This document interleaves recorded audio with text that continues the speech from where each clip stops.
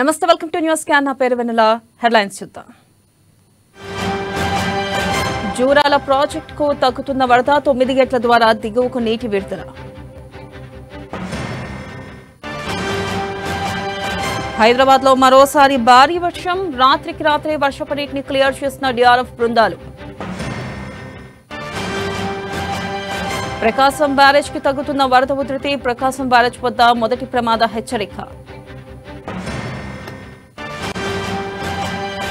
విజయవాడను వీడని వాన ముప్పు. రాత్రి నుంచి మోస్తరుగా పడుతున్న వర్షం.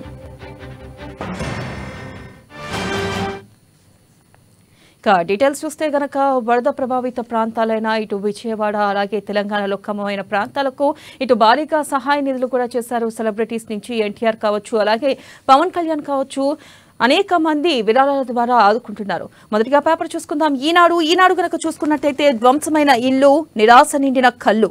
ఖమ్మం, మహబూబాబాద్, సూర్యాపేట జిల్లాలను కాకవికలం చేసిన వరదలు. నివాసాలు బురదమై, పొలాలు రాళ్లపాలై దయనీయ పరిస్థితులు. ఇక ప్రధానంగా చూసుకోవచ్చు, మనం ఏదైతే ఖమ్మం, మహబూబాబాద్, సూర్యాపేట జిల్లాలకు కాకవికలం చేసిన వరదలు, ఈ నేపథ్యంలో అనేక ఇళ్లు ధ్వంసమయ్యాయి. అలాగే దాదాపు పంట పొలాలు కూడా నాశనమైన పరిస్థితులు ఏర్పడ్డాయి. అనేక మంది ప్రజలు ఇంటి నుంచి కట్టుబట్టలతో బయటకు వచ్చిన పరిస్థితులు కూడా నెలకొన్నాయి. ఇక నెక్స్ట్ చూడొచ్చు. విద్యా కమిషన్ కు పచ్చజెండా ఉత్తర్వులు జారీ చేసిన ప్రభుత్వం. త్వరలో చైర్మన్, 3 సభ్యుల నియామకం. మెంబర్ సెక్రటరీగా ఐఏఎస్ అధికారి. శిశు విద్య నుంచి వర్సిటీ విద్య వరకు సమగ్ర విధానాల రూపకల్పన కమిషన్ లక్ష్యం. దీప్తి కంచుమోత. కడు బీదరికం వైపు, మానసిక వైకల్యం ఇంకోవైపు. ఇక ఇల్లు తప్ప మరో ప్రపంచం తెలియదు, కానీ ఆమె పరుగు జీవితాన్ని మార్చేసింది. ఇక ప్రపంచాన్ని విజేతగా నిలబెట్టింది అథ్లెటిక్ జివాన్షి దీప్తి. ఇక అమెరికాలో రోడ్డు ప్రమాదం. 4 భారతీయుల దుర్మరణం. మృతుల్లో 3 హైదరాబాద్ వాసులు. ఏఏ హబ్గా తెలంగాణ ప్రపంచానికి ఆదర్శంగా ఎదగాలన్నదే ప్రభుత్వ లక్ష్యం. మేమున్నామని, మీకేం కాదని. వరద బాధితులకు ప్రభుత్వ ఉద్యోగుల ఆపన్న హస్తం. 130 కోట్ల విరాళం ప్రకటించిన తెలంగాణ ఉద్యోగుల ఐకాస. చిత్తసీమ దాతృత్వం. వరద బాధితుల కోసం తెలుగు రాష్ట్రాలకు సినీ ప్రముఖుల వివరాలు. 1 కోటి చొప్పున ప్రకటించిన బాలకృష్ణ, ఎన్టీఆర్, మహేష్ బాబు. ఇక కబ్జాల వల్లే ఖమ్మం మునిగింది. మహబూబాబాద్ వరదలకు అదే కారణం. చెరువుల ఆక్రమణలపై రాష్ట్ర వ్యాప్తంగా స్పెషల్ డ్రైవ్. హైడ్రా తరహా వ్యవస్థలను కలెక్టర్లు ఏర్పాటు చేసుకోవాలి. వరదలను జాతీయ విపత్తుగా ప్రకటించాలని ప్రధానికి లేఖ రాశాం. భాజపా 50% పరిహారం తెస్తే మృతులకు 50 లక్షలు ఇస్తాం. ముఖ్యమంత్రి రేవంత్ రెడ్డి. ఖమ్మం, మహబూబాబాద్ జిల్లాలో బాధితులకు పరామర్శ. వరదలపై సమీక్ష. ప్రభుత్వం స్పందించకపోవడం వల్లే భారీ నష్టం. వర్షాలపై వాతావరణ శాఖ హెచ్చరించినా పట్టించుకోలేదు. పంట నష్టపోయిన రైతులకు ఎకరాకు 30,000 పరిహారం ఇవ్వాలి. అఖిలపక్షంతో ఢిల్లీ వెళ్లేందుకు మా పార్టీ సిద్ధం. హరీష్ రావు. ఖమ్మంలో పరామర్శకు వెళ్లిన బారాసా నేతల కార్లపై రాళ్ల దాడి. ఇక నెక్స్ట్ గనక చూసుకున్నట్టయితే వెలుగు గనక చూసుకున్నట్టయితే ప్రభుత్వ ఉద్యోగుల విరాళం 130 కోట్లు. వరద బాధితులకు అండగా నిలిచిన ఎంప్లాయీస్. జిల్లాలో ఆక్రమణలపై యాక్షన్ ప్లాన్. కలెక్టర్లో హైడ్రా తరహా వ్యవస్థలతో ముందుకెళ్లాలి సీఎం. ముందస్తు చర్యలతో ప్రాణ ఆస్తి నష్టం తగ్గించినాం. మిషన్ కాకతీయతో చెరువులను పటిష్టం చేస్తే ఎందుకు తెగుతున్నాయి. వరదలకు ముందే అప్రమత్తం. జిల్లాలోనూ డిఆర్ఎఫ్ బృందాలు ఏర్పాటు. ఇప్పటికే రాష్ట్ర స్థాయిలో తెలంగాణ డిజాస్టర్ రెస్పాన్స్ ఫోర్స్. అవసరమైన ఎక్విప్మెంట్ కొనుగోలుకు సీఎం రేవంత్ ఆదేశం. ఏటా సెప్టెంబర్, అక్టోబర్లోనే భారీ వర్షాలు, వరదలు. ఇక 7 జిల్లాల్లో 100 సెంటీమీటర్ల వాన. ములుగు జిల్లాలో అత్యధికంగా 139 సెంటీమీటర్లు. రాష్ట్ర వ్యాప్తంగా 80 సెంటీమీటర్ల నమోదు. సంగారెడ్డి మినహా రాష్ట్రమంతటా సగటు కంటే ఎక్కువ వానలు. కరువు జిల్లా పాలమూరులోనూ రికార్డు స్థాయిలో వర్షాలు. ఇక అమీన్ మున్సిపల్ చైర్మన్ అక్రమ నిర్మాణాల కూల్చివేత. సహాయక చర్యల్లో విఫలం. కేంద్ర రాష్ట్ర ప్రభుత్వాలపై హరీష్ రావు ఫైర్. ఖమ్మంలో వరద బాధితులకు పరామర్శ. బీఆర్ఎస్ కాంగ్రెస్ కార్యకర్తల మధ్య ఘర్షణ. జాతీయ విపత్తుగా ప్రకటించట్లేదు. అవసరమైతే రాష్ట్రంలో ప్రధాని మోదీ పర్యటిస్తారు. కేంద్ర మంత్రి కిషన్ రెడ్డి. ఎన్డీఆర్ఎఫ్ నిధులతో బాధితులను ఆదుకోవాలి. మృతుల కుటుంబాలకు కేంద్రం నుంచి 3 లక్షలు. సెప్టెంబర్ 17న అధికారికంగా హైదరాబాద్ ముక్త్ దివాస్ నిర్వహిస్తాం. ఇక ఛత్తీస్గఢ్ లో ఎన్కౌంటర్. 9 మంది మావోయిస్టులు మృతి. మృతుల్లో 6 మహిళలు. గణపతి రెడ్డి రాజీనామా. ఆర్ఎన్బిఎన్సీ ప్రభుత్వానికి రిజైన్ లేక మధుసూదన్ రెడ్డికి బాధ్యతలు అప్పగిస్తూ సర్కారు ఉత్తర్వులు. ఎల్లంపల్లి నుంచి ఎత్తిపోతలు. 35 రోజుల్లో 25 టీఎంసీల నీళ్లు లిఫ్టింగ్. కాస్త లేటైనా ఆదుకున్న ఎస్ఆర్ఎస్పీ. నిండుతున్న మిడ్ మానేరు, లోయర్ మానేరు, మల్లన్న సాగర్. ఇక నెక్స్ట్ చూసుకుందాం. నెక్స్ట్ కనుక ఆంధ్రజ్యోతి కనుక చూసుకున్నట్టయితే ఆవుల స్మగ్లర్ గా భావించి ఇంటర్ విద్యార్థి కాల్చివేత. కారులో 30 కిలోమీటర్లు వెంబడించి కాల్పులు. ఢిల్లీ ఆగ్రా రహదారిపై దారుణం. గోరక్షణ మూకకు చెందిన 5గురిని అరెస్ట్ చేసిన పోలీసులు. కష్టాల కడలు దాటి పథకంతో మెరిసి పారా ఒలింపిక్స్ లో వరంగల్ అథ్లెట్ దీప్తి జీవాంజీ సంచలనం. 400 మీటర్ల రేసులో కాంస్యం కవ్యసం. అమీన్పూర్ లో కూల్చివేతలు. హైడ్రా ఆదేశాలతో రంగంలోకి అధికారులు. సర్కారు భూములు నిర్మాణాల తొలగింపు అడ్డుకునేందుకు మున్సిపల్ చైర్మన్ యత్నం. పోలీసుల జోక్యంతో వెనక్కి తగ్గిన వైనం. చుక్కల మందుతో చత్వరానికి చెక్. ముంబై కంపెనీ కొత్త ఐ డ్రాప్స్. ఒక్క చుక్క వేస్తే 6 గంటల పాటు రీడింగ్ క్లాసెస్ అవసరమే ఉండదు. అక్టోబర్ నుంచి అందుబాటులోకి. రాష్ట్రమంతా హైడ్రా. నాలాలు చెరువులను ఆక్రమిస్తే కూల్చుడే, అప్పగిస్తే సరే, లేదంటే చర్యలు. హైదరాబాద్ హైడ్రా తరహాలో జిల్లాలో కమిటీలు. రాష్ట్రంలో 6,000 కోట్ల మేర వరద నష్టం. కేంద్రం జాతీయ విపత్తుగా ప్రకటించాలి. రాష్ట్రానికి 2,000 కోట్లు సాయంగా ఇవ్వాలి. ప్రధాని మోదీని రాష్ట్రానికి రమ్మని కోరాం. ప్రజలు కష్టాల్లో ఉంటే కేటీఆర్ జల్సాల్లో. హరీష్ హయాంలోనే పువ్వాడ ఆక్రమణలు. సీఎం మహబూబాబాద్ జిల్లాలో రేవంత్ పర్యటన. వరదల్లో మరణించిన మహిళా శాస్త్రవేత్త సోదరుడికి గ్రూప్ 1 ఉద్యోగం ప్రకటన. బీజేపీ రాజ్యాంగ వ్యతిరేక రూపం బట్టబయలైంది. బుల్డోజర్ నీతిపై సుప్రీంకోర్టు వ్యాఖ్యలను స్వాగతించిన రాహుల్ గాంధీ. విద్యా కమిషన్ చైర్మన్ 3 సభ్యులు. 2 ఏళ్ల కాలపరిమితి. ప్రాథమికం నుంచి వర్సిటీ వరకు నాణ్యత పెంపునకు సూచనలు. జీవో జారీ చేసిన రాష్ట్ర ప్రభుత్వం. చైర్మన్ గా అకునూరి మురళి. బాబోయ్ లేక్ వ్యూ చెరువు ఫ్లేసింగ్ ఫ్లాట్ల అమ్మకాలపై హైడ్రా దెబ్బ. గతంలో అలాంటి ఫ్లాట్లకు ప్రీమియం ధరలు. ఇప్పుడు అవి వద్దంటున్న వినియోగదారులు. ఇచ్చిన అడ్వాన్స్లు తీసేసుకునే యత్నం. చెరువుకు దూరంగా ఉన్న FTL బఫర్ జోన్ పరిధిలో ఉందా అని ఆరా. అలాంటి ఫ్లాట్ సెకండ్ సేల్స్ అయిన ప్రభావం. లేక్ వ్యూ అనే మాటే లేకుండా బిల్డర్ల జాగ్రత్త. ప్రపంచమంతా గార్డెన్ ఫేసింగ్ పేరుతోనే భూ యజమానులతో పాత ఒప్పందాలు రద్దు. నెక్స్ట్ కనుక చూసుకున్నట్టయితే విలీనం. మహా హైదరాబాద్ లో మొత్తం 51 పంచాయతీలు. ఔటర్ ఆనుకొని ఉన్న గ్రామాలను సమీప మున్సిపాలిటీలో కలుపుతూ ఆర్డినెన్స్. త్వరలో ఈ పురపాలికలు GHMC. సీఎం అంకుల్ ఇదే నా వంతు. కిడ్నీ బ్యాంకులో దాచుకున్న 3,000 అందజేసిన మహబూబాబాద్ చెందిన 10th విద్యార్థిని. విరాళాల్లో పోటాపోటీ. ఉద్యోగ సంఘాల మధ్య ఆధిపత్య పోరు. 100 కోట్లు ప్రకటించే తెలంగాణ ఉద్యోగులు. జేఏసీ చైర్మన్ 130 కోట్లు ఇస్తామన్న ఐకాసా చైర్మన్. పంప్ హౌస్ లో గాలికి నిర్వహణ నిర్లక్ష్యం. అధికారుల తనిఖీల్లో వెల్లడి. ఖమ్మంలో బీఆర్ఎస్ కాంగ్రెస్ బాహాబాహి. వరద బాధితుల పరామర్శ సందర్భంగా ఇరు పార్టీల కార్యకర్తల మధ్య వాగ్వాదం. SDRF నిధులను వాడండి. రాష్ట్ర సర్కార్ వద్ద 1,345 కోట్లు. అందులో కేంద్రం వాటా కూడా. నెక్స్ట్ కనుక చూసుకున్నట్టయితే సాక్షి కనుక చూసుకున్నట్టయితే ముందే చెప్పి ఉంటే ముంచేదా మున్నేరు. అధికారుల నుంచి ముందస్తు హెచ్చరికలు లేకపోవడం వల్ల నష్టపోయామంటున్న బాధితులు. బీఆర్ఎస్ ఎమ్మెల్యేల వాహనాలపై దాడి. బీఆర్ఎస్ కాంగ్రెస్ కార్యకర్తల మధ్య వాగ్వాదం. తోపులాట.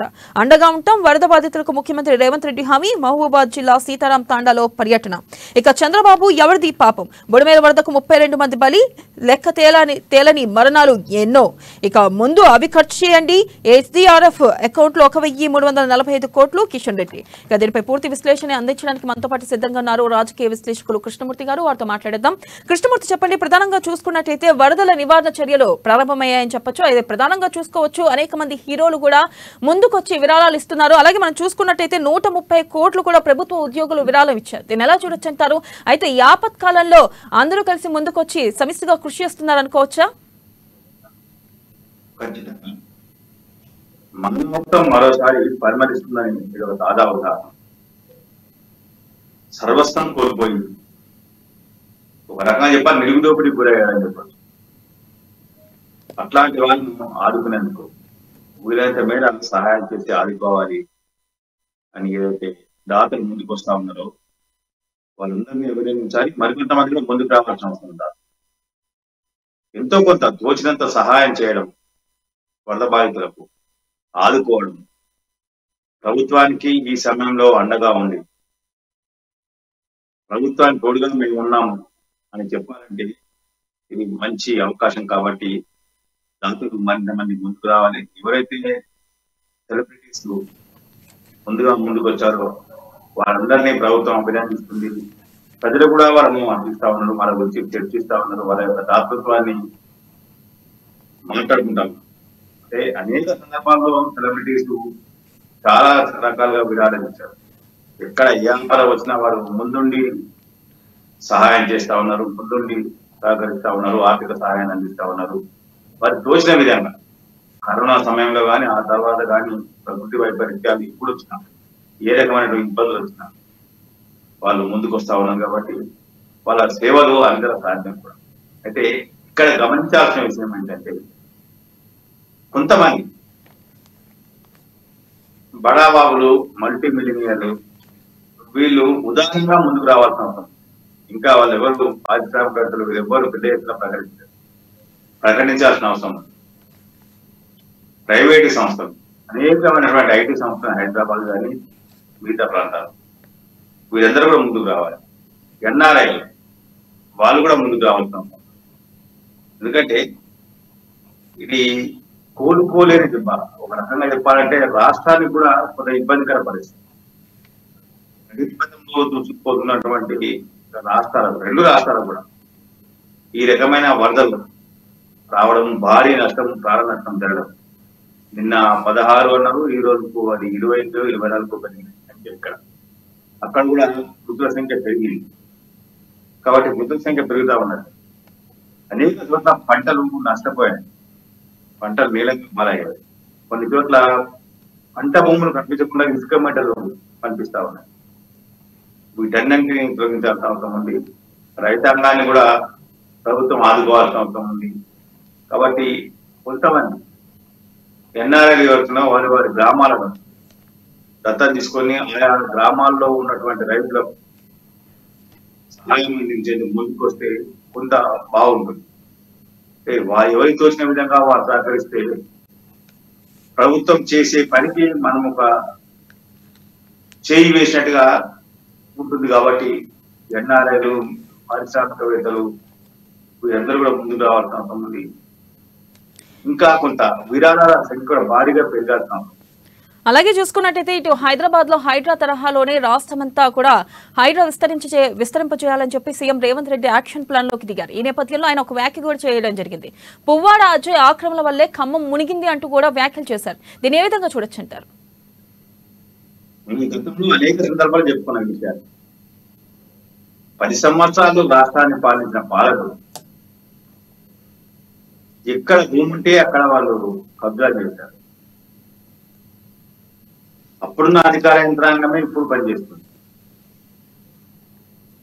అప్పుడున్నటువంటి వాళ్ళే ఇప్పుడు పదవుల్లో ఉన్నారు, అంటే ప్రభుత్వ ఉద్యోగాలు. మరి వాళ్ళు ఎందుకు యాక్షన్ తీసుకోలేదు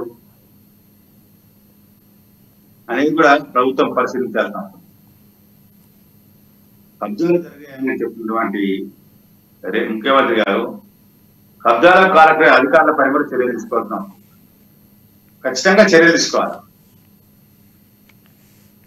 ప్రభుత్వ ఉద్యోగులు శాశ్వతం. వాళ్ళు ఒకసారి ఉద్యోగానికి వెళ్తే దాదాపు 30-33 సంవత్సరాలు సర్వీస్తూ ఉంటారు. పాలకులు వస్తుంటారు, పోతుంటారు. పాలకులు 5 సంవత్సరాలు వారు పనిచేస్తారంటే. కానీ ప్రభుత్వ ఉద్యోగులు నిబంధనల మేరకు పనిచేయాల్సిన అవసరం. పనిచేయకుండా వాళ్ళు ఇష్టానుసారంగా ఎవరు వస్తే వాళ్ళకు వంటపాటు, వత్తాసు పలుకుతూ వారి యొక్క ఆక్రమణకు, వారి యొక్క దౌర్జన్యాలకు, వారి ఆకృత్యాలకు మద్దతుగా నిలవడం ఇది సరైనది కాదు, భావితరాలలో మంచిది కాదు. కాబట్టి దీన్ని జరిగింది. ఇక నుంచి జరగకుండా ఫుల్ స్టాప్ పెట్టాల్సిన అవసరం. చట్టం ముందు అందరూ సమానం లేదు. చట్టాన్ని అమలు చేయాల్సిన వాళ్ళు, నిబంధనలను అనుసరించాల్సిన వాళ్ళు ఉల్లంఘించకుండా ఉండేందుకు చూడాల్సిన బాధ్యత రాష్ట్ర ప్రభుత్వం పైన ఉంది, పాలకుల పైన ఉంది. కాబట్టి రాష్ట్ర ప్రభుత్వం ఇప్పటికైనా మేల్కొని అధికారమే చర్యలు తీసుకుంటే భవిష్యత్తులో ఇట్లాంటి పరిణామాలు, ఓకే కబ్జా చేశారు, పువ్వాడ ఇంకో తర్వాత విషయం అని కబ్జా చేసి ఇప్పుడు కబ్జాకు జరిగిన నష్టం, భారీ నష్టం. ఈ నష్టాన్ని ఎవరు కూర్చాలి? కబ్జా చేసిన వాళ్ళ నుంచి వసూలు చేస్తారా? వాళ్ళు ఇస్తున్నారా? కబ్జాకు సహకరించిన అధికారుల నుంచి వసూలు చేస్తారా? వాళ్ళు ఏమైనా సహకరిస్తున్నారా? ఇవన్నీ కూడా ఆలోచించాల్సిన. కాబట్టి కబ్జాలు ఎవరు చేసినా కఠినంగా వ్యవహరించే విధంగా చట్టాలను రూపొందించాలి. అధికారులకు విస్తృతమైన బాధ్యతలు ఇవ్వాలి. తప్పిదం చేస్తే అధికారుల మీద కఠిన చర్యలు చట్టంలో కొన్ని నిబంధనలు రూపొందించాల్సిన అవసరం. చేస్తే తప్ప ఈ కబ్జాలని ఆగవు.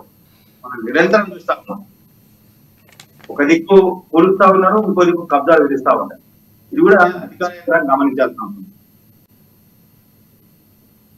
అలాగే మనం చూసుకోవచ్చు ప్రధానంగా అలాగే మనం చూసుకున్నట్టయితే ఇటు ఏదైతే నిన్న సీఎం హరీష్ రావుని ప్రశ్నించడం జరిగింది, ఆక్రమణలు తొలగించు అని చెప్పి కూడా ఆయన ప్రశ్నించడం జరిగింది. మరో పక్కనేమో హరీష్ రావు తీవ్ర విమర్శలు చేస్తున్నారు. ఒక పక్కన సహాయక చర్యలు కొనసాగుతున్నా ఆయన విమర్శలు చేయడం అధికార పక్షంపై మనం చూస్తూ ఉన్నాం. ఇంకో పక్కన వాళ్ళపై రాళ్ల దాడి కూడా జరిగింది. దీన్ని ఏ విధంగా చూడొచ్చు అంటారు? దాడి అనేది బాధితులు ఆగ్రహంతో చేసి ఉండే దాడి కావచ్చు. ఓకే, పార్టీలు పోయినప్పుడు కొంత వాళ్ళకు సంబంధించిన విషయం, వరద వచ్చి 2 రోజులు 3 రోజుల తర్వాత తగ్గుముఖం పట్టిన తర్వాత వరదల్లో ఉన్న వాళ్ళను పరామర్శించకుండా చౌచౌగా వెళ్ళి ఏదో పరామర్శించి రావడంతో కొంత ఆగ్రహం వ్యక్తం చేస్తుంటారు. మొన్న నుంచి ఖమ్మం జిల్లాలో 3 మంత్రులు అక్కడే మకాం వేసి కొంత వాళ్ళు బాధితులకు భరోసా కల్పించేందుకు, బాధితులకు సహాయ పునరావాస చర్యల విషయంలో అధికార యంత్రాంగాన్ని ఎప్పటికప్పుడు అప్రమత్తం చేసేందుకు వీలుగా అక్కడే మకాం వేస్తున్నారు. వీళ్ళు వెళ్ళకున్నా సరే హైదరాబాద్ కు వెళ్ళడానికి కొంత రహదారుల ఇబ్బంది కావచ్చు, వరద ప్రభావం కావచ్చు, మిగతా కావచ్చు, అధికార యంత్రాంగం కూడా వీళ్ళు కొనవాలి సార్ కొంత వరద వస్తున్నాయని చెప్పుకుంటారు. ఇవన్నీ జరిగి ఉంటాయి, దాంట్లో అనుమానాలే. కానీ ఒక పిలిపించారు బీఆర్ఎస్ కార్యకర్తలు ప్రధానంలో దిగండి, ఆపత్కాలంలో బాధితులను ఆదుకోండి, వాళ్ళని రక్షించండి, సురక్షితంగా తరలించండి, వాళ్ళకి క్యాంపులు పెట్టండి, ఫుడ్ రిలీఫ్ వీటికి సంబంధించిన ఏర్పాటు చేయండి, కొంత ఆహార పదార్థాలు అందించేందుకు ఏర్పాటు చేయండి అని చెప్తే కొంత బాగుండేది. ఇప్పటికి కూడా బీఆర్ఎస్, నేను హరీష్ రావు ఎదురు మాట్లాడాను, కానీ బీఆర్ఎస్ కార్యకర్తలు భాగస్తులు కావాలి ఎక్కడ పిలిచేది ఇవ్వాల్సిన అవసరం. ఇది ప్రభుత్వం మీద కక్ష సాధింపు చర్యగా భావించాల్సిన అవసరం ఉంటుంది. అలాగే మనం చూసుకున్నట్టయితే ఇటు ఏదైతే చూసుకున్నట్టయితే ఇటు రాష్ట్ర ప్రభుత్వం నిధులు అడిగింది బీజేపీని, కానీ ఇటు కిషన్ రెడ్డి వ్యాఖ్యలు చేయడం ఎస్డీఆర్ఎఫ్ నుంచి 1345 కోట్లు ఉన్నాయి రాష్ట్ర ప్రభుత్వానికి, రాష్ట్ర ప్రభుత్వానికి పాటు కేంద్ర ప్రభుత్వం కూడా ఉన్నాయి, అవి వాడండి అంటూ ఆయన చెప్పడం జరిగింది. ఇది ఎంతవరకు కరెక్ట్ అంటారు? ఒక పక్కన కేంద్రాన్ని నిధులు అడుగుతున్న సమయంలో ఇటు రాష్ట్ర ప్రభుత్వం దగ్గర నిధులున్నాయి, అవి వాడండి అని చెప్పడం ఎలా అంటారు? దీన్ని ఎలా చూడొచ్చు అంటారు? అనేది కావాలి. రేవంత్ రెడ్డి మొన్న అడిగారు, రేవంత్ రెడ్డి గారు మొన్న అడిగారు 5400 కోట్లు కావాలన్నారు. నిన్న దానికి 2000 కోట్లు ఇచ్చినా సరిపోతుంది ఉపశమనం కోసం అని చెప్పారు. ఇప్పుడు 1145 కోట్లు ఎన్డీఆర్ఎఫ్ లో ఉన్నాయి.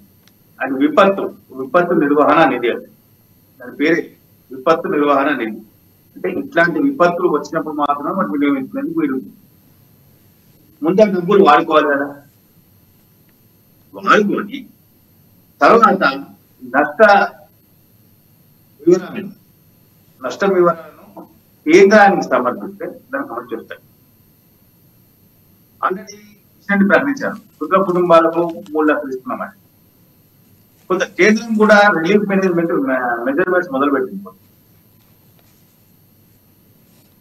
అంటే కేంద్రం మీద దుమ్మెత్తిపోయకుండా, కేంద్రం మీద నిద్ర వేయకుండా విషయాన్ని కొంత చెప్పారు. జాతీయ విపత్తిగా ప్రకటించాలంటే కొన్ని గైడ్ లైన్స్ ఉంటాయి, కొన్ని మార్గదర్శకాలు, కొన్ని మెజర్మెంట్స్ కూడా ఉంటాయి. ఆ మెజర్మెంట్స్ సరిపోతున్నాయా లేవా అనేది కూడా చూడాల్సిన అవసరం, పరిశీలించాల్సిన అవసరం. కాబట్టి ఆయన జాతీయ విపత్తిగా ప్రకటించే అవకాశం లేదు అని చెప్పారు. అదేవిధంగా కేంద్రం నిధులు ఇవ్వాలి, కేంద్రం సహకరించాలి అంటే కేంద్రం తమ సహకారం అందించే సిద్ధంగా ఉంది అనే విషయాన్ని పరోక్షంగా చెప్పారు. మృతుల కుటుంబాలను పరిహారం ప్రకటిస్తూ అవసరమైతే ప్రధానమంత్రి నరేంద్ర మోడీ రాష్ట్రంలో పర్యటిస్తారు అని చెప్పారు. పర్యటించారు, రారు అని చెప్పారు. ఆయన సాధ్యాలు ప్రధానమంత్రి రావాలంటే కొంత దానికి కూడా కొంత మెజర్మెంట్స్ ఉంది. ఆ మెజర్మెంట్స్ ఉన్నాయా లేవని రాష్ట్ర ప్రభుత్వ నివేదిక రూపంలో ఇమ్మీడియట్ గా పంపాల్సిన అవసరం, అత్యవసర నివేదిక కింద పంపాల్సిన అవసరం. ఎన్ని వేల ఎకరాలు నా పంట నష్టపోయారు, ఎన్ని వేల ఎకరాల్లో వరద ప్రభావంతో ఇబ్బంది గురయ్యారు, ఎంతమంది రైతులు వరద ప్రభావం వల్ల ఇబ్బందులు పడ్డారు, ఎన్ని కుటుంబాలు నిరాశయ్యాయి, ఎన్ని ఇళ్లు కొట్టుకుపోయాయి, ఎన్ని ఇళ్లలో నష్టం వచ్చింది, ఇవన్నీ వివరాలు ఇవ్వాల్సిన అవసరం. ఏది ఇచ్చినప్పుడు దానికి సంబంధించినటువంటి కొంత ఆలోచన చేసి కేంద్ర ప్రభుత్వం తన వంతు సహాయం అందించే అవకాశం. ఇదే విషయాన్ని కిషన్ రెడ్డి కొంత వివరించారు. జాతీయ విపత్తిగా ప్రకటించాలంటే ఏం చేయాలి, ఏ సమయంలో జాతీయ విపత్తిగా ప్రకటించడానికి అవకాశం ఉంటుంది, రాష్ట్రంలో వరదలు కానీ తెలంగాణ ఏపీలో వరదలు కానీ వీటి విషయంలో ఏముంది అనే విషయాన్ని ఆయన కొంచెం కూలంకషంగా సార్ సుదీర్ఘంగా ఆయన మాట్లాడారు. దీన్ని అంటే ఇప్పుడు రాష్ట్ర ప్రభుత్వం చేయాల్సిన పని ఏంటంటే వెంటనే నష్ట సంబంధించిన వివరాలన్నింటినీ నివేదికగా తయారు చేసి జిల్లాలు, మండలాలు, గ్రామాల వారీగా తయారు చేసి కేంద్రానికి ఇమీడియట్ పంపాల్సిన అవసరం. కేంద్రం పైన ఒత్తిడి తేవాల్సిన అవసరం. ఒత్తిడి తెచ్చినప్పుడు మాత్రమే జరుగుతుంది. ఇమ్మీడియట్ రిలీఫ్ కోసము ఎన్డీఆర్ఎఫ్ బృందాలను పంపించారు. బండి సంజయ్ కోవడం కేంద్ర హోంశాఖ సహాయ మంత్రిగా బండి సంజయ్, హోంశాఖ మంత్రి అమిత్ షా కోవడము వెంటనే ఆయన యాక్షన్ లో దిగి ఈయన కోరిన వెంటనే 17 బృందాలను 18 బృందాలను పంపించారు రాష్ట్రానికి. అంటే ప్రజలను వరదల్లో ఉన్నటువంటి ప్రజలను రక్షించేందుకు పంపించారు.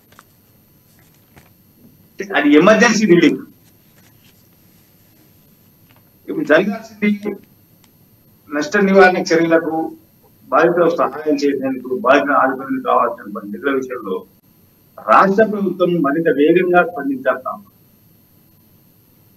అలాగే చూసుకున్నట్టయితే ఇటు విద్యా కమిషన్ కి 3 సభ్యుల్ని చైర్మన్ ని నియమించడం జరిగింది. మనం ఈ రకంగా చూసుకున్నట్టయితే విద్యా వ్యవస్థను పటిష్టం చేయడానికి ప్రభుత్వం ముందుకెళ్తుంది అనుకోవచ్చా?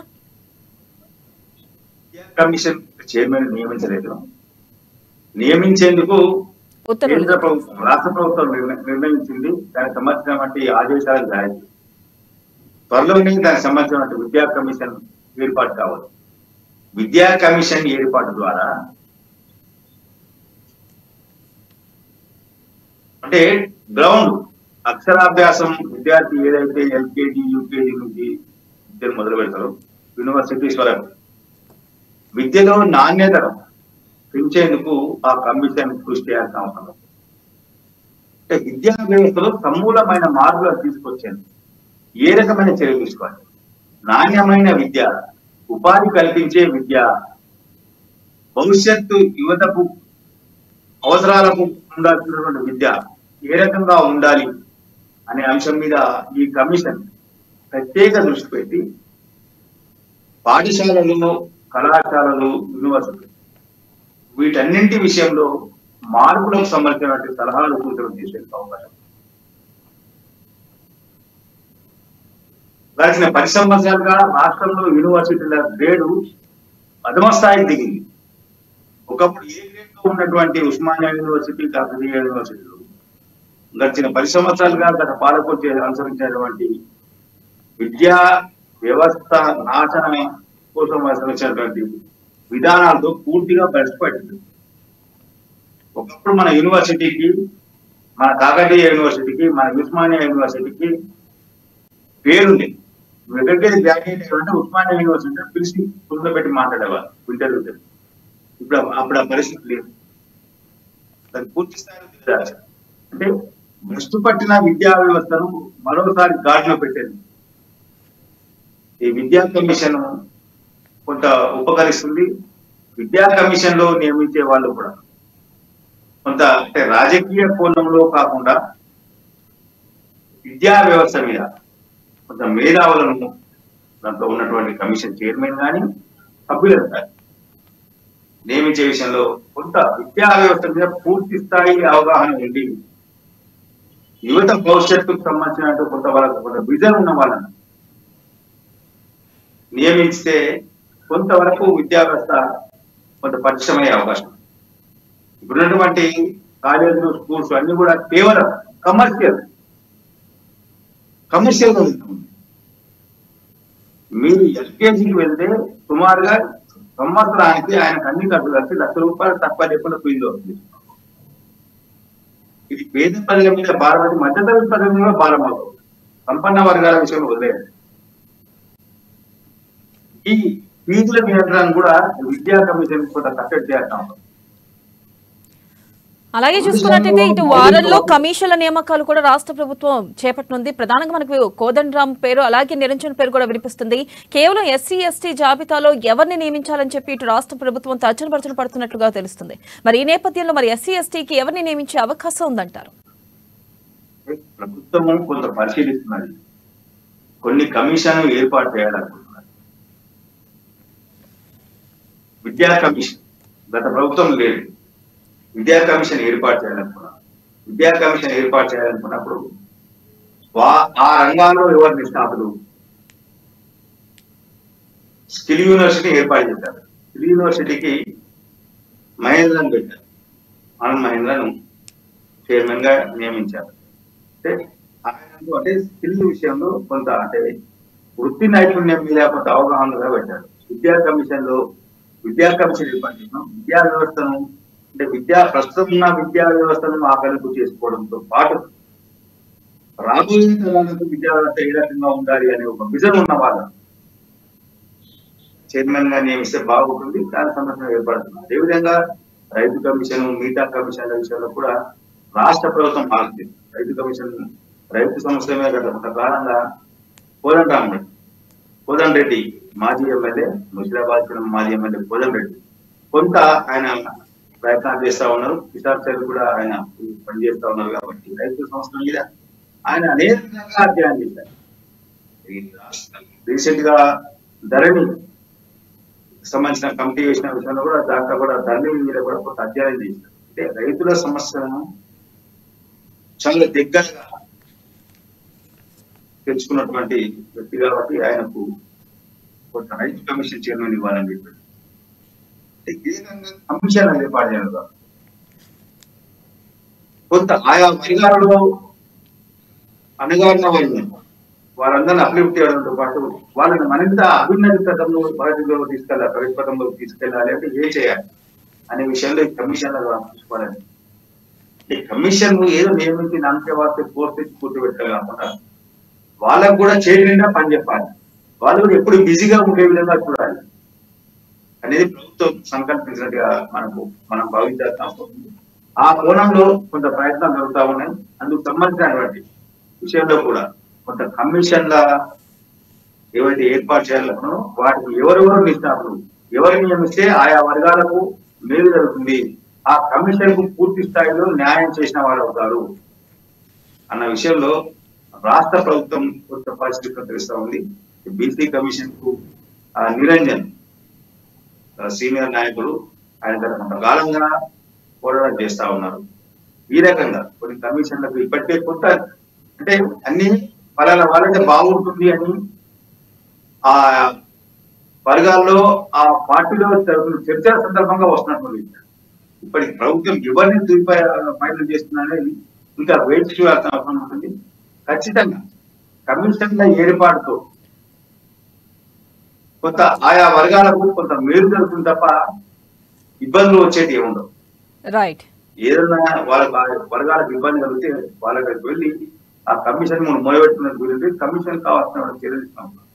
మన రీసెంట్ గా మహిళల గురించి కించపరిచే కొన్ని వ్యాఖ్యలు చేస్తే మహిళా కమిషన్ నిర్దేశిస్తుంది. అదే బీసీలకు సంబంధించి ఏమైనా ఇబ్బందికరమైన పరిస్థితి ఉంటే బీసీ కమిషన్ స్పందించే అవకాశం, ఎస్సీలకు ఏమైనా ఇబ్బందికరంగా ఉన్నటువంటి పరిణామాలు ఏదైతే ప్రభుత్వ పరంగానే ప్రైవేట్ పరంగా ఈ కమిషన్లు వచ్చే అవకాశాలు. Right Krishnamurthy, thank you. ప్రధానంగా మనం చూస్తున్నాం ఏదైతే వరదలపై సీఎం సమీక్ష నిర్వహిస్తున్నారో ప్రధానంగా వరదల విషయంలో యాక్షన్ ప్లాన్ గా ముందుకెళ్తున్నారో హైడ్రా రాష్ట్రమంతా రావాలి, రాష్ట్రమంతా వస్తేనే ఆక్రమణల తొలగింపు జరుగుతుంది. అలాగే ఏదైతే చెరువుల్లో కుంటల్లో ఇల్లు కడుతున్నారో దాదాపు వర్షం వల్ల మునిగిపోవడానికి అదొక కారణం కూడా ఇటు సీఎం రేవంత్ రెడ్డి చెప్పడం జరుగుతుంది. మరి ఈ నేపథ్యంలో CM Revanth Reddy action plan లోకి దూసుకెళ్లనున్నట్లుగా కూడా తెలుస్తుంది. ఇది వాటి news can. Keep watching Ama news, నిజం కోసం జనం కోసం.